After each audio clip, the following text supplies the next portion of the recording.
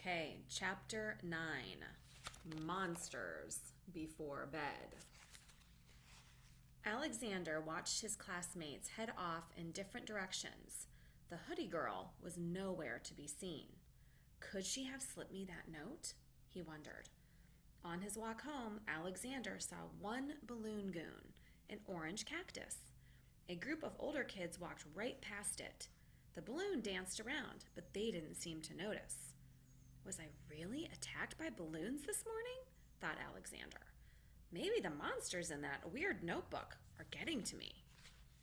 Alexander couldn't wait to look more at the notebook. He hurried the rest of the way to his new home, a small yellow house on the edge of town near Gobbler's Woods.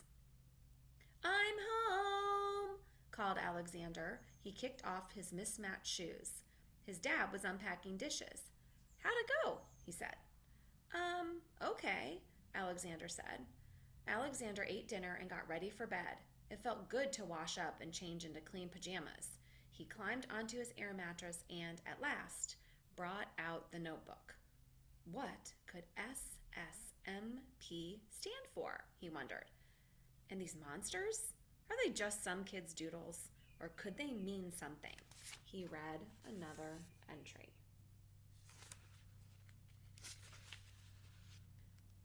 Porcupine, a small metal rodent with a coat of tiny, sharp forks. Habitat. Most porcupines prefer dry climates, but the stainless steel porcupine can be found near rivers, lakes, or in the back of dishwashers. Okay, so there's the porcupine.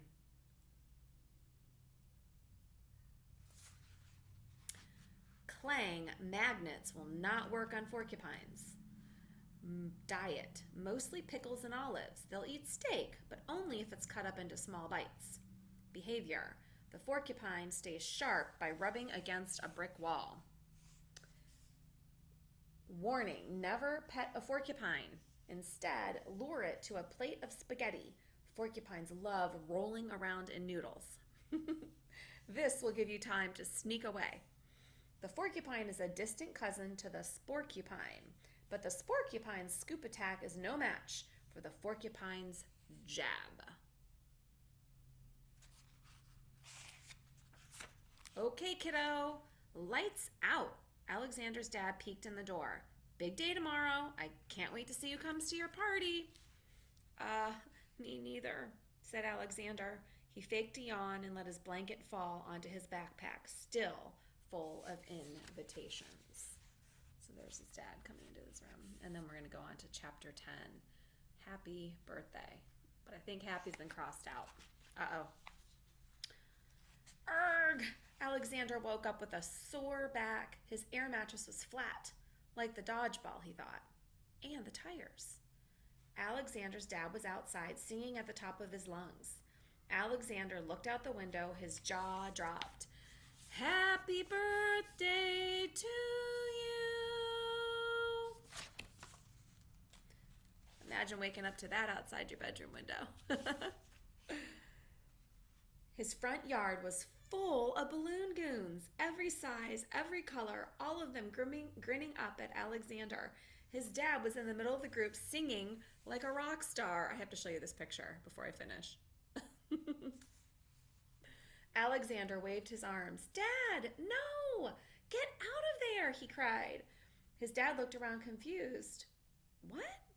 Those goons! They're gonna get you! One more time.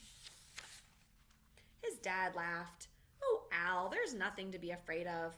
I called Party Planet yesterday to rent something fun for your birthday. It's set up out back. And then this morning these balloons were waiting in our yard. The store must have thrown them in for free. Those things are monsters, Alexander shouted. Alexander's dad sighed. Al, they're not monsters. He strolled through the yard, bopping balloon goons. He even stopped to honk one on the nose. See, he said. Now come downstairs and let's party. Alexander got dressed and headed downstairs. At first glance, Alexander thought his dad had turned the backyard into a birthday wonderland. But then Alexander noticed the melting ice cream, the droopy party balloons, and a nervous clown. Yikes, thought Alexander. Good thing I didn't actually invite anyone to this party. Even the main attraction, a bouncy castle, looked like a smushed tent.